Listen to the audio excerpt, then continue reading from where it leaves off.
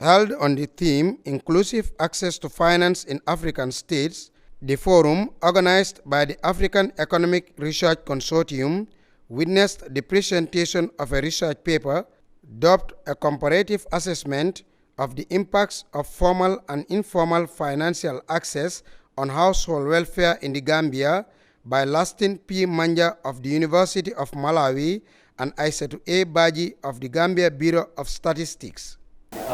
If they had access to finance, then they were excluded from financial access. Most of the youths and women in the Gambia are usually involved in these activities, either in fishing, agriculture, petty trade, and the like. Mostly. The research manager at AERC, Dr. Diana Musai, explained the rationale behind the research and the expected impact of the findings on making informed policy decisions on inclusive access to finance as enshrined in the Sustainable Development Goals and the 2030 Agenda. The objective is to ensure that we have access to and usage of basic financial services in African states, which we have acknowledged that it remains very low. Yet, we very well know that we can reduce income inequality through the financial development and inclusion. So as we go through these particular discussions and presentations, we should be looking at the broad perspective.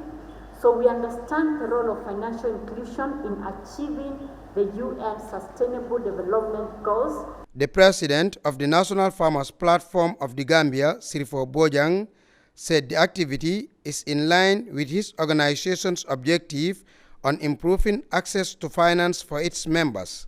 The recommendations that are forthcoming from this dissemination workshop can be used to be synchronized with what we have on the ground, and we start moving from there. Already we have started consulting. After that consultation workshop, the platform had the chance to consult financial organizations, and we've talked to a lot of them. But this actually is another findings that will in fact enhance what we have been doing. The Secretary General of the National Farmers Platform, Lamin Fadera, highlighted the importance of inclusive access to finance, particularly for farmers. This, he said, is crucial to the country's economic development and food security objectives, as well as climate change mitigation efforts. Those who are responsible for economic development vis-a-vis economic growth critically based on those producers that include farmers, because 75% to 80% now of Gambia's food consumption come to agriculture, from agriculture. So access to finance or financial inclusion is key and very essential for the production sector. That include farmers and any other person or group of individuals that partake in that process. The forum brought together key stakeholders.